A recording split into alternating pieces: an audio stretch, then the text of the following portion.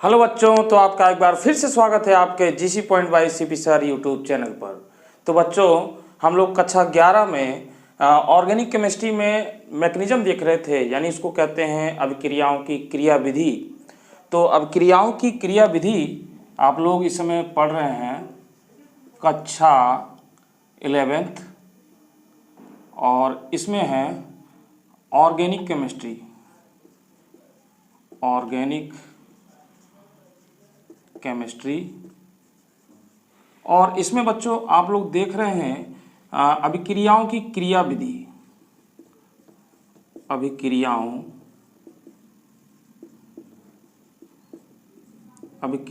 की क्रिया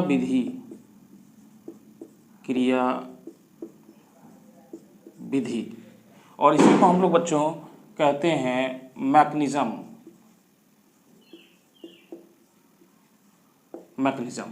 तो बच्चों, इसमें जो है क्रिया विधि में हम लोग पीछे छोटी छोटी बातों पे चर्चा कर रहे थे। तो उसमें लेक्चर 1 में आपने जो है कि बंद देखे थे, और उसमें आपने देखा था कि इलेक्ट्रॉन स्नेही क्या होता है और क्रिया विधि क्या होती है, क्रिया विधि किसे कहते हैं। आपने इसको जाना था कि कोई अभिक्रिया एक पद में ना हो करके वो कई पदों में होती है, यानी वो कई स्टेप से होकर गुजरती है। तो उसी चैप्टर के अंतर्गत कुछ छोटे छोटे टर्म्स होंगे जिनको हम लोग पढ़ेंगे। तो हमने इलेक्ट्रॉन स्नेही पढ़ लिया था। आज इस वीडियो में हम लोग 2 टॉपिक पे चर्चा करेंगे। पहला हमारा जो होगा वो होगा आपका नाभिक स्नेही। नाभिक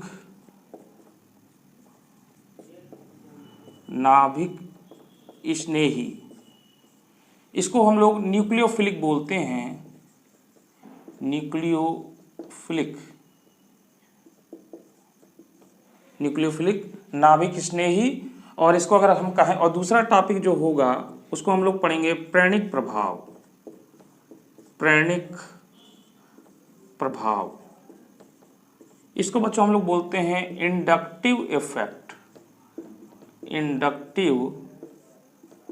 इफेक्ट।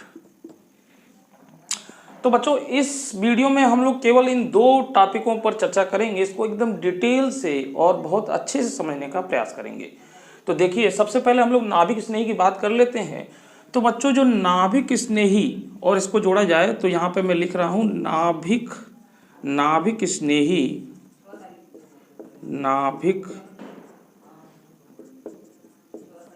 स्नेही अभिकर्मक, और इसको बोलेंगे न्यूक्लियोफिलिक रिएजेंट। तो बच्चों, इसकी पहले परिभाषा हम लोग देख लेते हैं ये क्या होते हैं, फिर इसको हम लोग समझते हैं कि क्या है। तो परिभाषा इसकी क्या है, डेफिनेशन, कि वह अभिकर्मक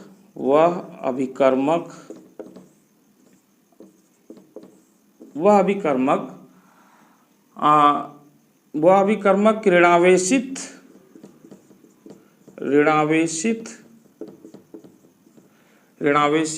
आयन या अणु जिसके पास इलेक्ट्रॉन युग्म होता है तथा वह दाता का कार्य करता है, नाभिक स्नेही कहलाता है। तो बच्चों, इसकी परिभाषा है कि वह अभिकर्मक ऋणावेशित आयन या अणु जिसके पास इलेक्ट्रॉन युग्म होता है तथा वह दाता का कार्य करता है, नाभिक स्नेही कहलाता है। इसमें बात ये भी लिख सकते हैं बच्चों कि यह अभिकर्मक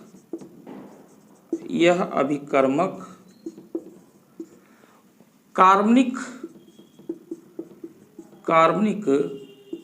अणु के उस केंद्र पर आक्रमण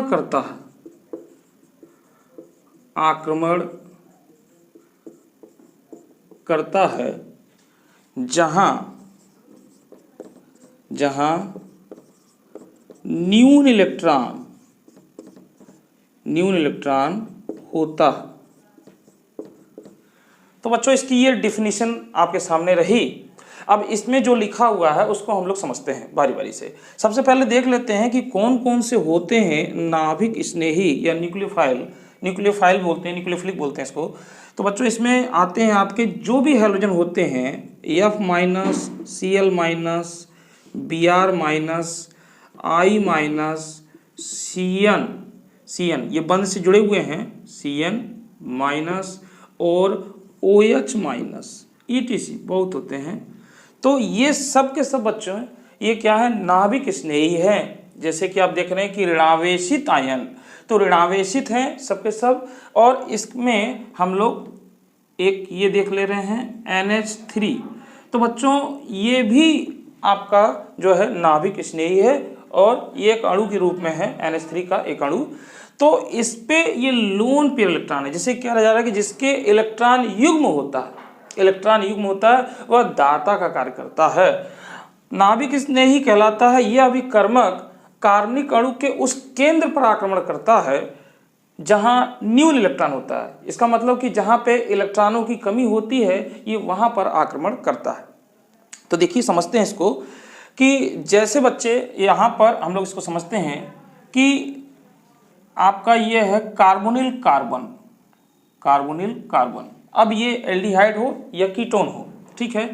तो अगर मैं HCN का इस पे रिएक्शन कराऊं तो बच्चों इसमें HCN में पहले हम लोग बात कर लें कि इसमें दो जो भाग हैं, एक इलेक्ट्रॉन स्नेही है और एक नाभिक स्नेही है। तो देखिए जैसे अगर HCN को हम आयनाइज करें तो H+ और CN- इसमें ये आता है। तो इसमें ये आपका इलेक्ट्रोफाइल है और ये आपका नाभिक स्नेही है, क्योंकि ऋणावेशित है। ये इलेक्ट्रॉन युग्म, ये जो ऋणावेशित है बच्चों इसी में दो इलेक्ट्रॉन है, एक इसका खुद का और एक इससे जो आया है। यानी इसमें जो आपके ये लगा हुआ है तो इसमें दो इलेक्ट्रॉन है, एक इसका, तो एक इलेक्ट्रॉन तो इसके पास स्वयं चला आता है, ये तो प्लस हो गया। और यहाँ पर देखें CN जो ये माइनस लगा था इसी कारण ये लगा था, यानी इसमें ये इलेक्ट्रॉन युग्म की तरह कार्य कर रहा है। तो जो माइनस हम लोग लगाते हैं इसी के लिए लगाते हैं, यानी इस तरीके से हम लोग कहेंगे। तो ये माइनस इसके द्वारा ये लिया गया इसलिए लगता है। तो यहाँ पर जो CN है ये आपका नाभिक स्नेही है बच्चों। अब जब इस पर आक्रमण करेगा तो इसने लिखा है कि इसमें लिखा गया है कि न्यून इलेक्ट्रॉन की ओर, यानी उस केंद्र पर आक्रमण करेगा, केंद्र पर जहां पर न्यून इलेक्ट्रॉन होता है। तो इसमें जब इसके संपर्क में आता है बच्चों तो ये देखिए क्या होता है कि इसमें एक सिग्मा और एक पाई बंध है, जिसको हम लोग वैलेंसी में जानते हैं।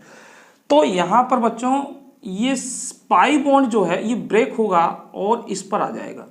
जब इस पर आएगा तो बच्चों देखिए यहाँ पर ये माइनस, अब हम यूँ इसको कह सकते हैं कि C+O और ये, तो इसमें इस पर आंशिक निगेटिव चार्ज और इस पर आंशिक पॉजिटिव चार्ज आता है, क्योंकि इसकी विद्युत ऋणात्मकता जो है ये आपका इससे ज़्यादा होता है।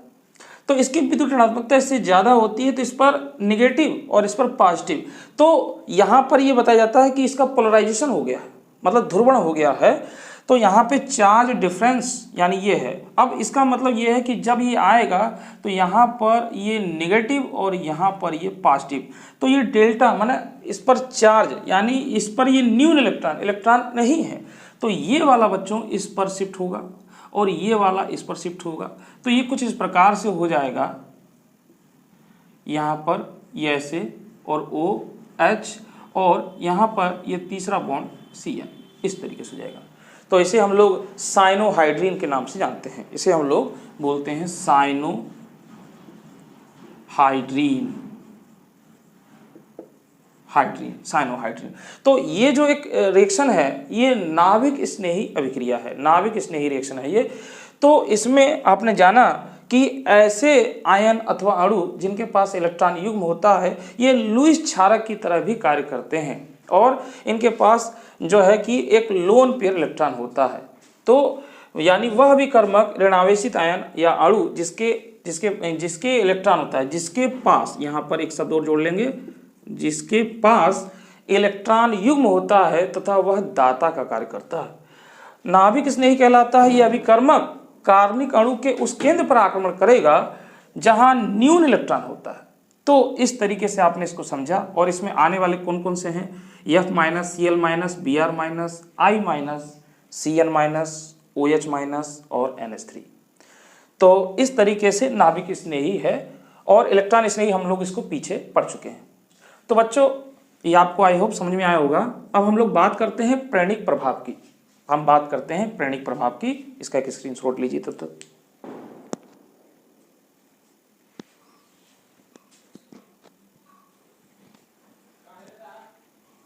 ठीक बच्चों, तो देखिए अब हम लोग बात कर रहे हैं प्रेरणिक प्रभाव। तो मैं इसको मिटा रहा हूं। तो इसका प्रेरणिक प्रभाव क्या होता है और कैसे ये होगा, तो देखिए यहाँ पर मैं इसको मिटा देता हूँ। तो बच्चों प्रेरणिक प्रभाव क्या है? प्रेरणिक प्रभाव बच्चों एक प्रकार का इलेक्ट्रॉनों का विस्थापन है।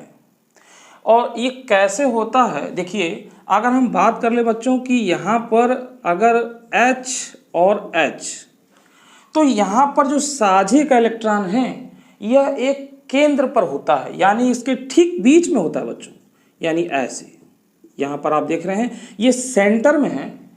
तो ना तो इसके पास जाएगा ना तो इसके पास जाएगा। क्यों? क्योंकि दोनों की विद्युत ऋणात्मकता समान है, यानी इन इलेक्ट्रॉनों का विस्थापन नहीं होता। इसी प्रकार Cl और इसको हम लोग ऐसे लिखेंगे जैसे ये लिखा हुआ, और इसको हम लोग इस तरीके से दर्शाएं तो ये एक इलेक्ट्रॉन इसका और एक इलेक्ट्रॉन इसका, थोड़ा हम बड़ा लिख दें तो Cl और इस तरीके से। तो इसमें इलेक्ट्रॉन जो है वो सेंटर पे है, केंद्र में है, और ये इसका मतलब ये कि ना तो इसके पास जाएगा ना तो इसके पास जाएगा।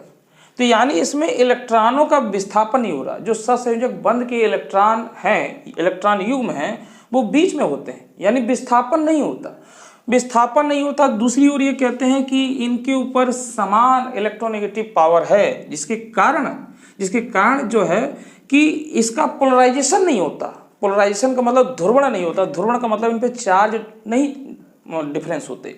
अगर हम लोग, तो इसका प्रकार जो है कि इसमें कोई विस्थापन नहीं होगा, कोई भी इसको अपनी तरफ अट्रैक्ट नहीं कर पाएगा। एक चीज और समझ सकते हैं कि जितनी पावर से ये इसके पास खींचेगा उतनी पावर से ये खींचेगा, तो इलेक्ट्रॉन बीच में ही रहेंगे, यानी इनका विस्थापन नहीं होगा।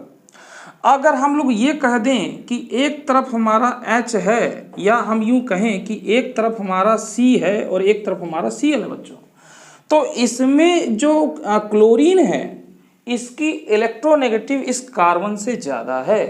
तो इस स्थिति में यह जो इलेक्ट्रॉन है यह इस Cl की तरफ थोड़ा सा विस्थापित होगा, यानी जो आपको इस सेंटर में दिखाई दे रहा है ये कुछ इस तरीके से चला जाएगा, यानी इस तरीके से आ जाएगा।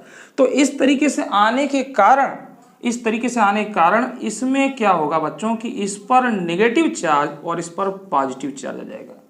तो हम लोग कहेंगे कि इसमें इलेक्ट्रॉनों का विस्थापन हो गया है, और इलेक्ट्रॉनों का विस्थापन किसी भी सहसंयोजक बंध में, कार्बनिक बंध में अगर इलेक्ट्रॉनों का विस्थापन हो रहा है तो हम लोग उसको कहेंगे कि ये प्रेरणिक प्रभाव इसमें है। यानी इसमें प्रेरणिक प्रभाव है, इंडक्टिव इफेक्ट है, और परंतु इनमें नहीं, क्योंकि इसमें दोनों की विद्युत ऋणात्मकता समान है।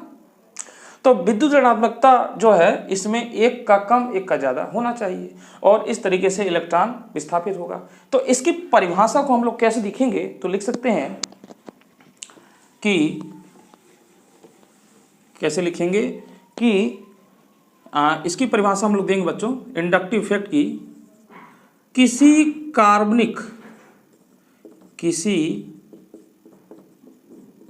कार्बनिक अणु में इलेक्ट्रॉन युग्मों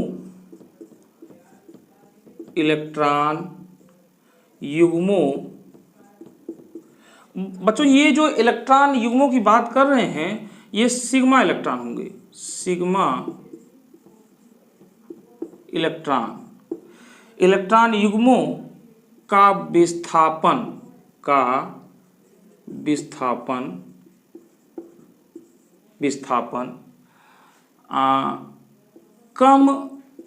कम ऋण विद्युती परमाणु से अधिक ऋण विद्युती परमाणु की ओर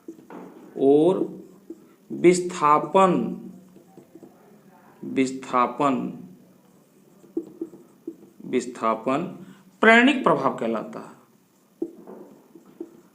प्रेरणिक प्रभाव कहलाता है। इस तरीके से बच्चों, तो ये प्रेरणिक प्रभाव होता है। प्रेरणिक प्रभाव की परिभाषा ये हो गई कि किसी कार्बनिक अणु में इलेक्ट्रॉन युग्मों सिग्मा इलेक्ट्रॉन का विस्थापन कम ऋण विद्युती परमाणु से अधिक ऋण विद्युती परमाणु की ओर विस्थापन प्रेरणिक प्रभाव कहलाता है। यानी जो इलेक्ट्रोनेगेटिव एटम कम है उससे अधिक वाले की ओर इलेक्ट्रॉन चलते हैं, विस्थापन होता है, तो उस प्रभाव को हम लोग प्रेरणिक प्रभाव कहते हैं। तो बच्चों इसको और डिटेल में हम लोग समझते हैं। जैसे देखिए, बात करें यहाँ पर देखिए कि कार्बन ये है आपका C3 और ये है C2 और ये है C1 और इससे जुड़ा है Cl। मतलब ये कुछ इस प्रकार से होना चाहिए, CH3 CH2 CH2 और Cl, यानी प्रोपिल क्लोराइड।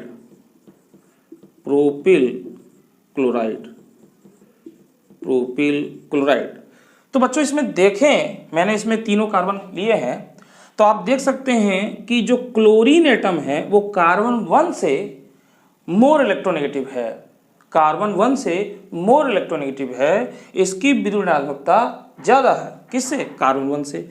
तो इसका मतलब कि इस पर आंशिक ऋणावेश और इस पर आंशिक धनावेश आ जाएगा, पार्शियली पॉजिटिव चार्ज और पार्शियली नेगेटिव चार्ज आएगा।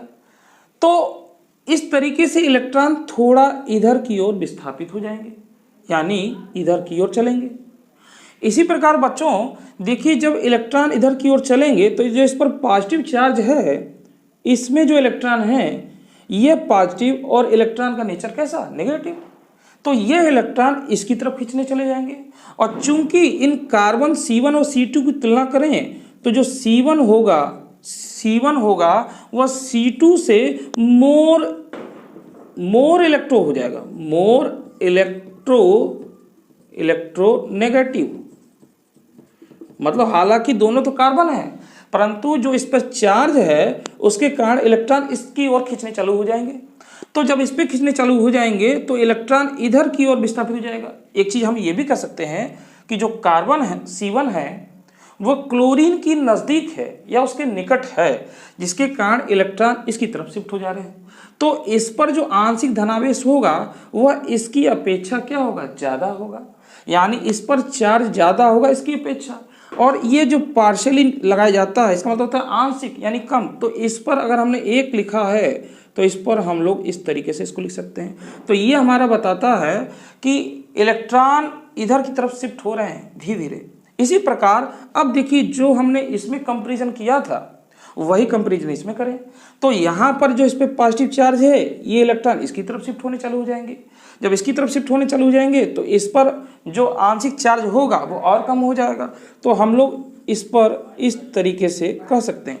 तो आप देख रहे हैं कि धीरे धीरे चार्ज जो है वो कम होता चला जा रहा है। अगर कार्बनिक श्रृंखला लंबी है तो इसके सिरे तक जाते जाते ये प्रभाव अंत में समाप्त हो जाता है।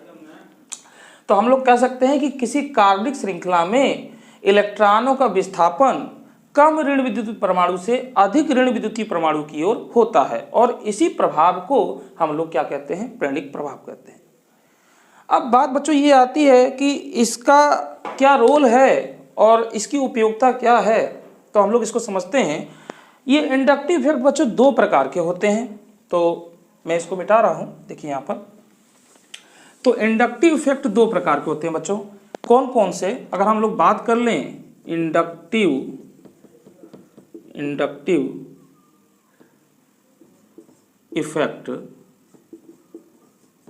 इफेक्ट ये दो प्रकार के होंगे बच्चों।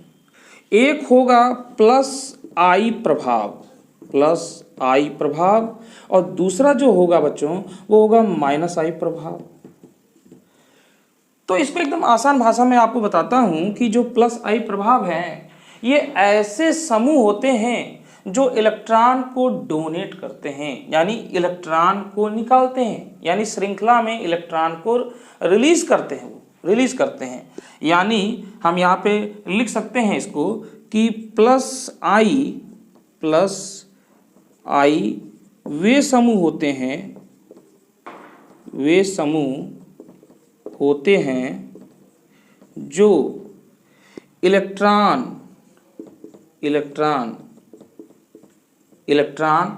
अब बच्चों इलेक्ट्रॉन जब निकालेंगे तो इसका मतलब है वो प्रतिकर्षी कर रहा है, तो इलेक्ट्रॉन निकालते हैं, या मैं प्रतिकर्षी भी लिख सकता हूँ। इलेक्ट्रॉन आसान भाषा में लिखें तो निकालते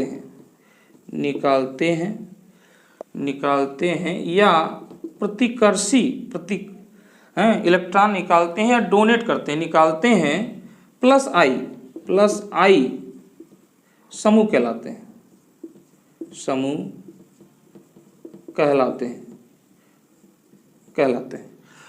तो इसमें कौन कौन से होते हैं इसको हम लोग यही देख लेते हैं। इसमें आपके जो प्लस आई वाले होंगे बच्चों, इसमें होगा मैथिल, इसी प्रकार से C2H5 एथिल, इसी प्रकार से आपका CH2 और CH3 यानी प्रोपिल।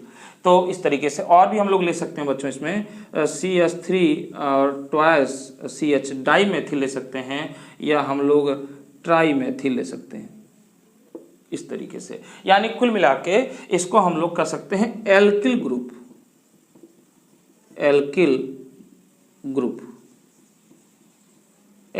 कह सकते हैं।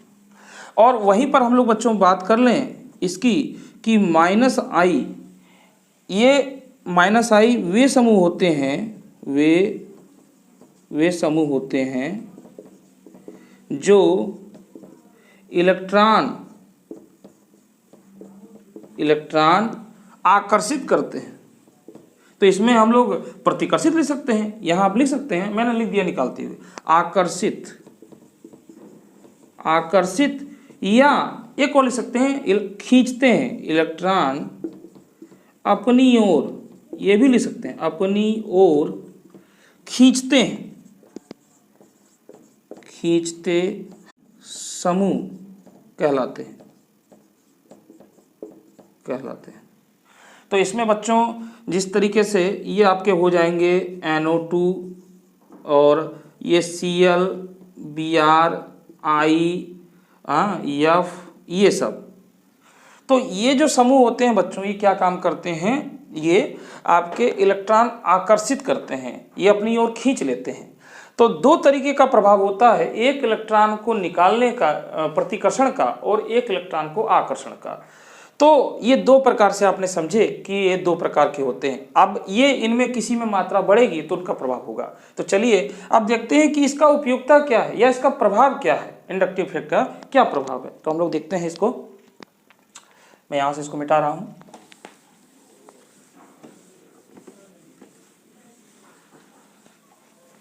तो बच्चों देखते हैं इसमें, अब यहां पर बच्चों देखिए कि ये आपका फॉर्मिक अम्ल है, या यूं कहें कि ये है। अब यहाँ पर ये मैंने लिख दिया RCOOH, कार्बोक्सिलिक ले लेते हैं, ये आपका कार्बोक्सिलिक एसिड है ये। अब बच्चों इसमें जो R है, ये R यहाँ पर जो समूह है ये किस टाइप का समूह है, यानी ये हमारा R इसमें आएगा। अगर मान लेते हैं यहाँ पर हम इस R की बात कर लेते हैं कि ये है CH3COOH, ये है। तो बच्चों इस कार्बोक्सिलिक अम्ल में हम ये जानेंगे कि अगर हमारा प्लस आई इफेक्ट, अगर प्लस आई प्रभाव बढ़ेगा, अगर प्लस आई प्रभाव बढ़ेगा तो हमारा जो एसिडिटी है, एसिडिटी वो डिक्रीज हो जाएगी, वो डिक्रीज हो जाएगी बच्चों। ये क्या हो जाएगा? डिक्रीज हो जाएगा, डिक्रीज हो जाएगा, क्योंकि यहाँ से जब इलेक्ट्रॉन होंगे तो ये OH के बीच में जो बॉन्ड होगा वो H आसानी से रिप्लेस नहीं कर पाएगा, निकल नहीं पाएगा। और H प्लस का निकलना मतलब होता है एसिडिटी। तो जब निकल नहीं पाएगा, इसके बॉन्ड को बांध देगा, तो इसकी अम्लता जो है वो घट जाएगी। यानी इसकी अम्लता इस पर डिपेंड है प्लस आई पर।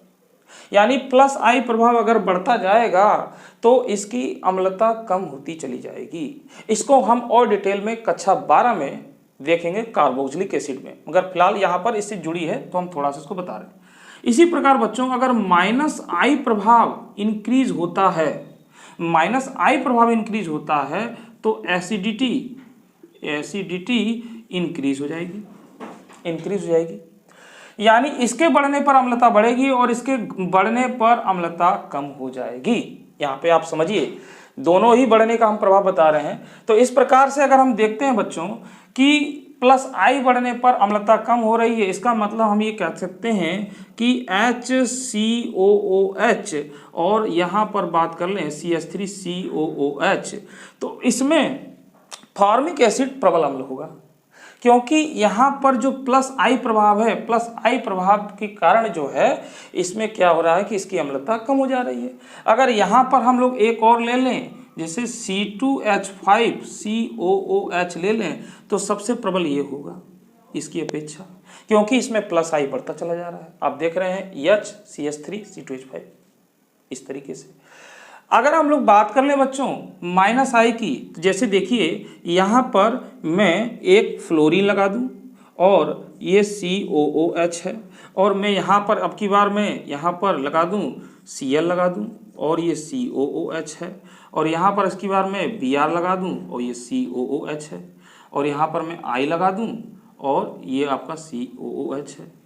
तो यहाँ पर देखिए माइनस आई प्रभाव मैंने आपको बताया है, तो माइनस आई प्रभाव सबसे ज़्यादा ये है।